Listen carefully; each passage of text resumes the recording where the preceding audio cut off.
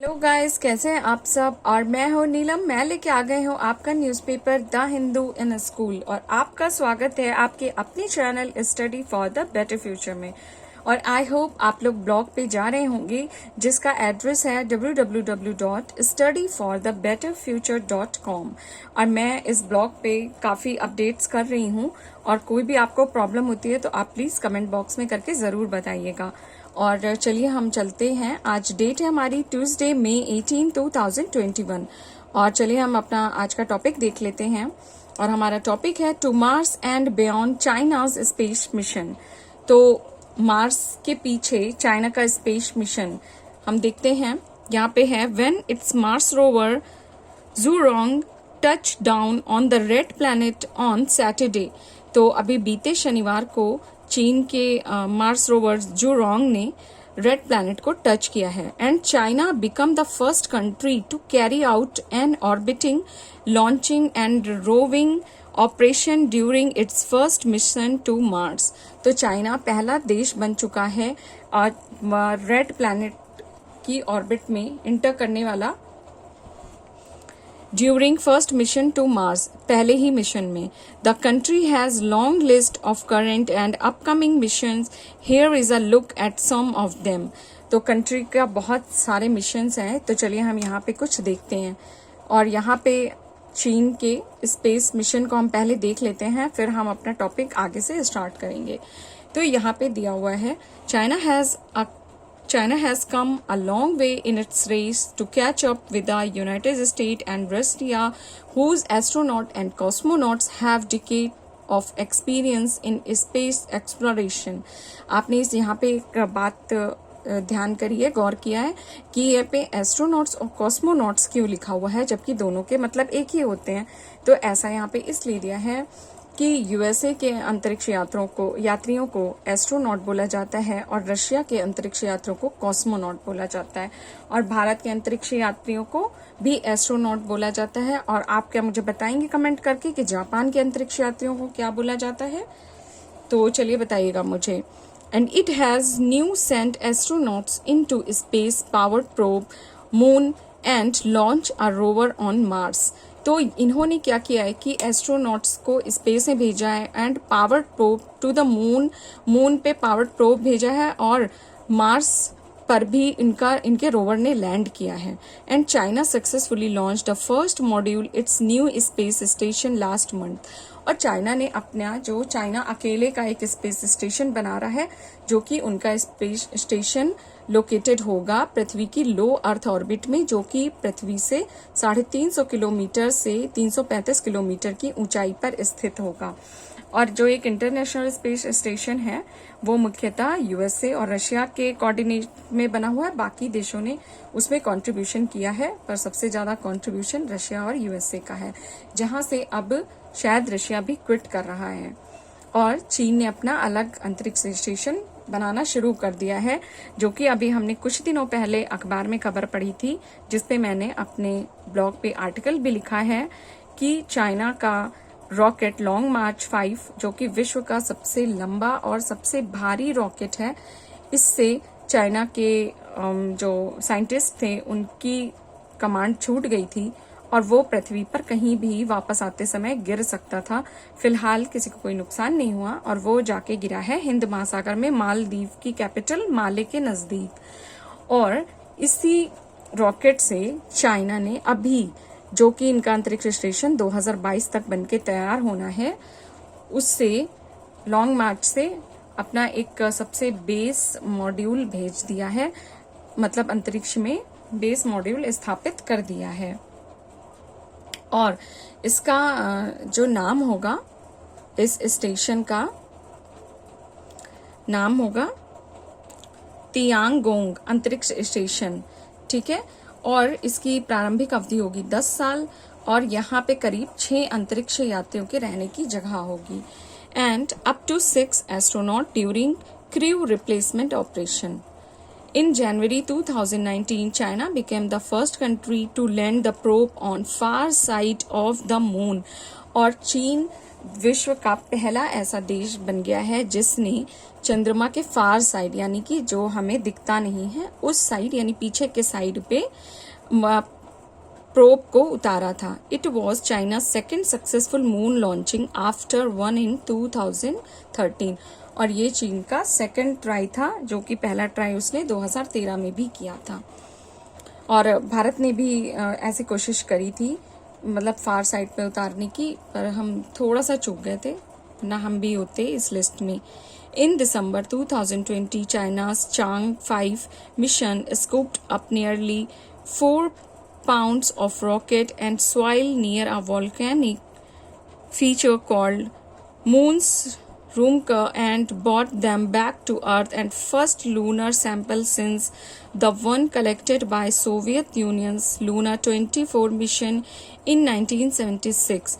तो चीन चंद्रमा से सॉइल लेके आने वाला सेकंड देश बना. पहला देश सोवियत यूनियन यानी जो अब रशिया में है, पहले सोवियत यूनियन कहते थे, उसका लूना 24 मिशन ने 1976 में किया था. वो भी सैंपल लेके आया था. And China has set it plans to send second lunar to Mars by 2028 and ultimately to bring sample back from the planet. और चीन का 2028 तक दूसरा मिशन जाने का है, जो कि वहां से फिर से सॉइल लेके आएगा. In March, Russia Space Agency Roscosmos said it would work with China on the construction of Lunar Research Station. और रशिया और चीन मिलके एक साथ काम कर रहे हैं लूनर रिसर्च स्टेशन के लिए, ठीक है. And China is planning a 10-year mission to collect a sample from asteroid and pass by a comet. और ये 10 साल के एस्ट्रॉइड और कॉमेट से सैंपल इकट्ठा करने के मिशन पे भी कार्य कर रहे हैं. And it has also proposed orbits for Venus and Jupiter. और इनका वीनस और जुपिटर पे भी काम चल रहा है. And 2024 it plans to launch an orbiting telescope similar to Hubble space telescope. और ये 2024 तक हबल स्पेस टेलीस्कोप की ही तरह एक और टेलीस्कोप बनाने की सोच रहे हैं. तो चाइना के पास स्पेस को लेकर के बहुत बड़ी बड़ी योजनाएं हैं, जो कि हमने देख ली. और अब हम अपनी न्यूज़ को स्टार्ट करते हैं. और यहाँ पे न्यूज़ स्टार्ट होती है, बीजिंग से खबर है. चाइना's probe to Mars launched down on a red planet on Saturday to deploy its Zhurong rover, a history-making feat for a nation on its first ever maritime mission. तो मंगल ग्रह पे शनिवार को चीन का प्रोब उतरा है, जुरोंग रोवर, जिसकी यहाँ पे फोटो भी दी हुई है. जुरोंग रोवर उतर गया है और ये ऐसा करने वाला पहला देश बना. हम लोग इस समय कोविड से निपट नहीं पा रहे हैं और चीन स्पेस मिशन भेजता जा रहा है. The lander carrying Zhurong completed the treacherous descent through the maritime atmosphere using parachute to navigation in 7 minutes for terror. तो नेविगेशन के लिए पैराशूट का यूज किया गया, जिसने 7 मिनट बाद नेविगेशन स्टार्ट किया. And it makes China the first country to carry out an orbiting, launching and roving operation during its first mission to Mars, a feat unmatched by the only rather two nations reach the red planet so far, the United States and Russia. तो सारी वही news हैं जो हम वहाँ पे box में देख चुके हैं. आप इनको एक बार फिर से देख लीजिए.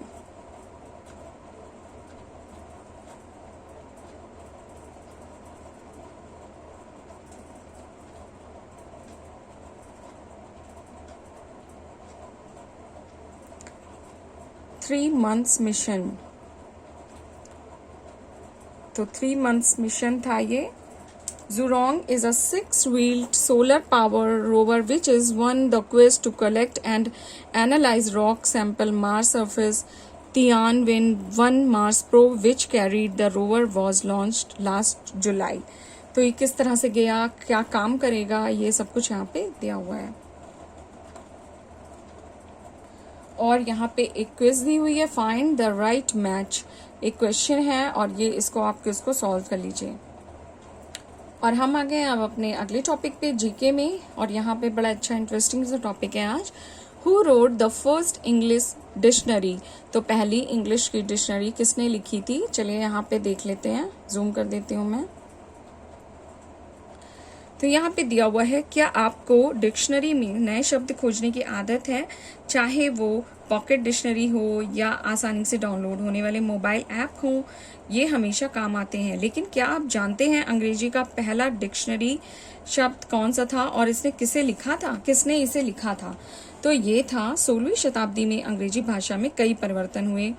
पुस्तकों की जब उपलब्धता बढ़ जाती है और नए नए शब्द मतलब वोकैब में ऐड होते हैं, तो इसने अंग्रेजी भाषा के लिए एक रेडी रेकनर को जन्म दिया। रेडी रेकनर, ठीक है।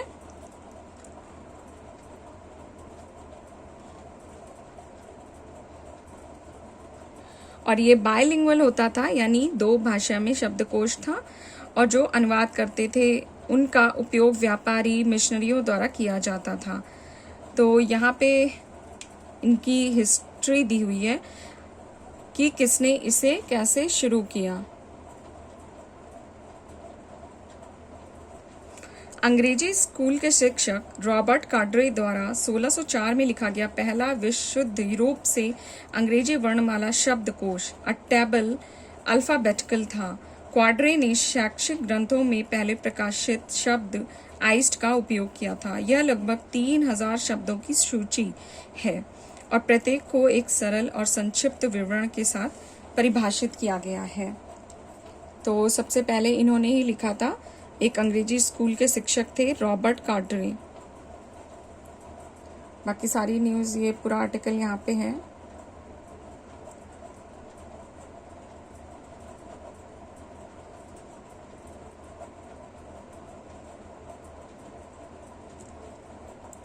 और बच्चों अब हम आ गए अपने दूसरे पेज पे, जहाँ पे ये पिक्चर स्टोरी दी हुई है, come up with a witty caption for this photo. और इसके बाद ये छोटा सा एक नंबर गेम है, इसको सॉल्व करिएगा।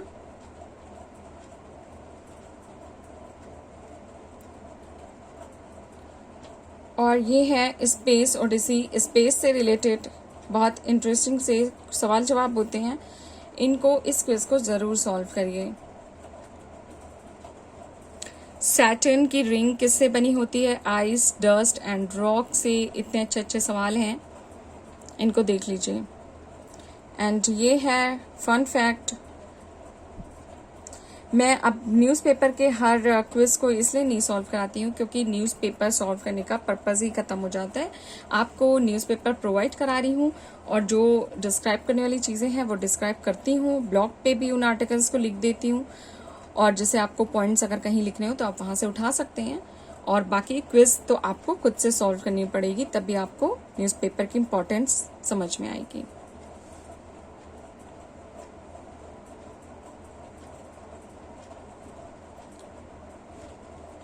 और the Hindu in school word of the day है मैंसप्लेन। और यहाँ पे है कि इसको वर्ब की तरह यूज़ किया जाता है और इसका मतलब है explaining something to a women. तो किसी वोमेन को कोई भी चीज़ समझाना, ठीक है। और काफ़ी अच्छा शब्द है ये। इसकी एग्जाम्पल एक देख लेते हैं। It was a surprise he did not mansplain tennis to her. और ये है ये है आज का W corner.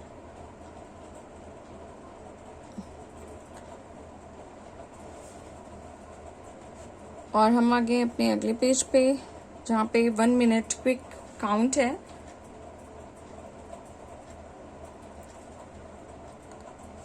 How many goal keepers can you see in this image? और इसके बाद है 2 मिनट वर्ड सर्च है। This easy search is on gas. Spot the name of 6। आपको 6 गैसेस के नाम स्पॉट करने हैं इस ग्रिड में से, ठीक है। और ये आज का फन रीड टॉपिक है, और प्लीज रीड करिए और फन किया करिए थोड़ा, और इस टॉपिक को रीड करिए। बहुत अच्छा टॉपिक है, मैथमेटिक्स पे है।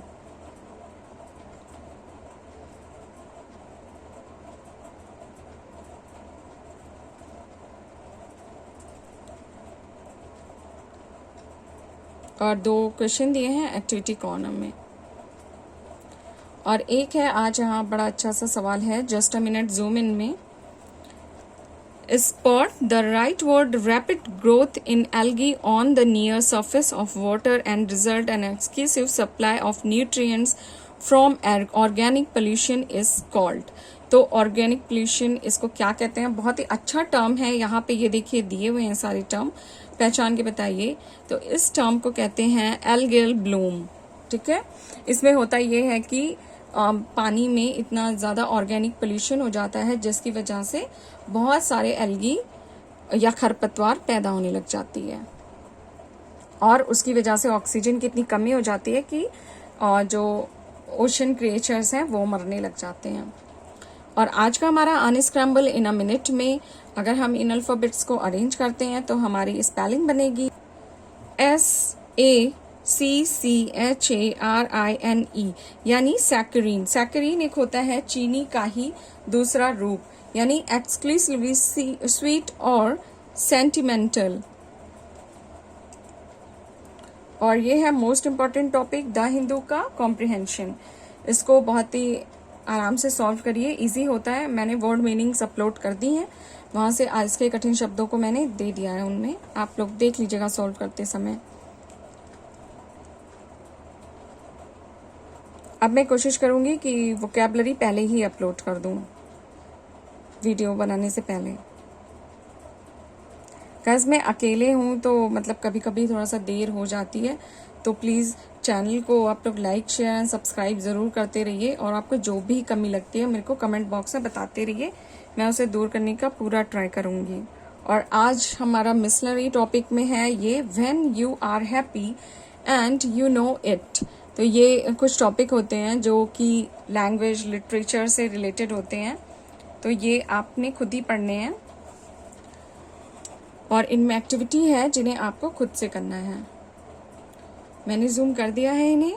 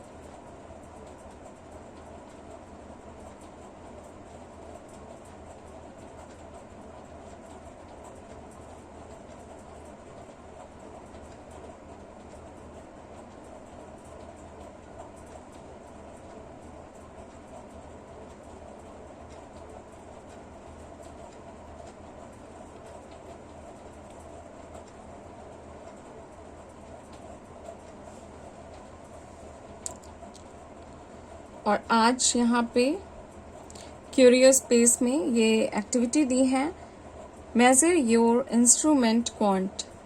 तो आपको इंस्ट्रूमेंट से जुड़े हुए कुछ सवाल दिए हुए हैं, इनके आंसर्स भी हैं, इनको सॉल्व करिए।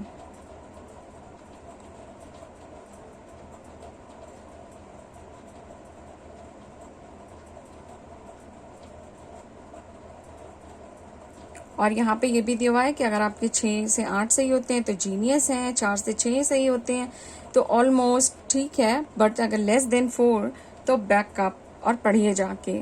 और ये एक और क्यूरियस स्पेस में क्विज है, मेजर योर सेल क्वांट। ठीक है, तो आपको यहाँ पे सेल्स से जुड़े हुए सवाल सॉल्व करने हैं।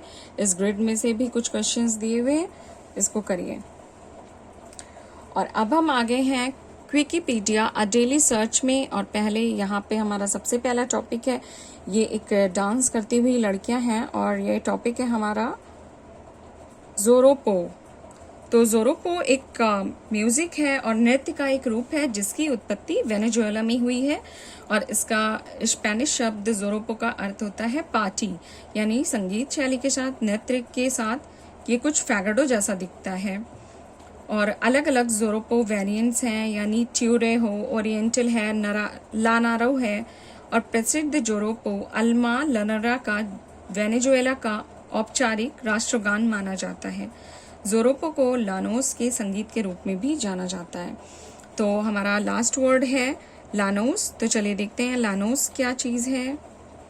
तो लानोस ये है, एक घास के मैदान को कहा जाता है। हम देखते हैं लानोस एक ट्रॉपिकल ग्रास लैंड है जो कि उत्तरी दक्षिण अमेरिका में फैला विशाल ट्रॉपिकल ग्रास लैंड होता है और ये करीब 5,70,000 वर्ग किलोमीटर में फैला है। कोलंबिया वेनेजुएला तक में फैला हुआ है और ये एक वृक्ष रहित सवाना घास का मैदान है और देसी निवासी छोटे पैमानों पर पशुपालन और खेती करते हैं। यहाँ पे लानोस पश्चिम और उत्तर पश्चिम एंडीज द्वारा उत्तर में वेनेजुएला से घिरा हुआ मैदान है और इन मैदानों में जाहिर सी बात है घास का मैदान है तो बहुत सारे एनिमल्स भी होंगे। एंटीटर, कैपिबारा, आर्मिडिलो, सफ़ेद पूंछ वाले हिरण भी शामिल हैं। तो वाइट टेल डियर यहाँ पे लास्ट वर्ड है। तो वाइट टेल डियर होता है, ये बहुत ही प्यारा सा दिखता है। हम इसके बारे में देखते हैं। वाइट टेल डियर के बारे में यहाँ पे दिया हुआ है कि ये उत्तरी अमेरिका, मध्य अमेरिका, इक्वाडोर और दक्षिणी अमेरिका का मूल निवासी है और इसका नाम विशेषता इसकी पूंछ के कारण मिला है और जब इसे कोई शिकारी दिखता है तो ये अपनी पूंछ उठा के संकेत देता है। और सफ़ेद पूंछ वाले हिरणों की आबादी न्यूजीलैंड, कैरेबियन के सभी ग्रेटर एंटिल्स, यूरोप के कुछ देशों में भी पाई जाती है और हालांकि अरेबियन ऑरिक्स की तरह अत्यधिक शिकार से सफ़ेद हिरणों की आबादी को खतरा हो चुका है। और हमारा लास्ट वर्ड है यहाँ पे अरेबियन ऑरिक्स।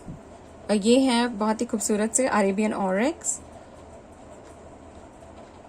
और ये अरेबियन ऑरिक्स स्मॉलेस्ट मेंबर हैं ऑरिक्स फैमिली के और ये इनका मूल निवास स्थान है डेजर्ट यानी सूखे एरिया से, स्टेपी एरिया से, अरेबियन पेनिसुला से ये बिलोंग करते हैं और ये ओमान के नेशनल एनिमल हैं। ठीक है। And official game mascot for 2006 Asian game in Doha. और ये जो अरेबियन ऑरिक्स हैं ये जो दोहा में गेम हुआ था 2006 में एशियन गेम्स हुए थे उनके ये मस्कट भी रह चुके हैं। ठीक है।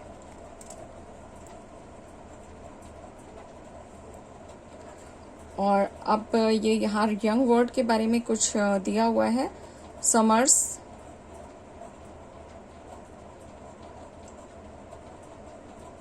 आप इस हिंदू की वेबसाइट पे जाके इसकी पूरी डिटेल ले सकते हैं। और अब हमारा फेस टू फेस में टॉपिक है can you identify this person. तो इन्होंने क्या किया है, इनका आप पहले फेस देखिए ध्यान से। और ये है this Indian American has been appoint as the White House senior adviser. तो ये कौन है, जिन्हें इंडो अमेरिकन है ये और इन्हें सीनियर एडवाइजर के रूप में व्हाइट हाउस में अपॉइंट किया गया है। तो पता करिए। तो बच्चों ये न्यूज़ है Indian American Neera Tandon appoint White House senior adviser. तो ये नीरा टंडन है और हर न्यूज़पेपर में इनकी पूरी खबर छपी हुई है। तो आप कहीं भी इनका नेम जब गूगल पे सर्च करेंगे तो आपको पूरी इन्फॉर्मेशन निकल के आ जाएगी। और ये है आज की सुडोकू। और अब हम आगे हैं अपने लास्ट पेज पे जो कि स्पोर्ट्स न्यूज़ का पेज है। यहाँ पे तो गाइज आप ब्लॉग पे ज़रूर विजिट करिए, वो मैंने काफ़ी अच्छा डिज़ाइन कर दिया है जितना मुझसे हो सका है। तो प्लीज़ जाइए और वहाँ पे कुछ भी कमेंट करिए, जो भी टॉपिक आपको अच्छा लगता है या मुझे जो भी इम्प्रूव करना है। और ब्लॉग का एड्रेस है www.studyforthebetterfuture.com। और मैं डिस्क्रिप्शन में पूरे एड्रेस दे देती हूँ और कुछ इम्पॉर्टेंट एफिलिएट लिंक्स मैं वहाँ पे डिस्क्रिप्शन में दे देती हूँ। कोई इम्पॉर्टेंट बुक आती है या किसी चीज़ की सेल आती है तो मैं वो लिंक्स आपको दे दूंगी। तो हर वीडियो के डिस्क्रिप्शन को देखना आप बिल्कुल भी ना भूलें, काफ़ी सारी चीज़ें होती हैं उसमें। तो ठीक है, यहाँ पे इतना ही बस आज के न्यूज़पेपर में। मैं कल फिर मिलती हूँ आपके साथ और तब तक प्लीज़ चैनल को उन लोगों तक पहुँचाते रहिए जो बहुत अच्छे से पढ़ाई नहीं कर पा रहे हैं, क्योंकि बस हमारा मकसद यही है कि जिनके स्कूलों में इतनी अच्छी पढ़ाई नहीं होती है उन तक ये न्यूज़पेपर पहुँच सके। तो ठीक है, अपने घर में रहिए, सुरक्षित रहिए एंड टेक केयर, बाय।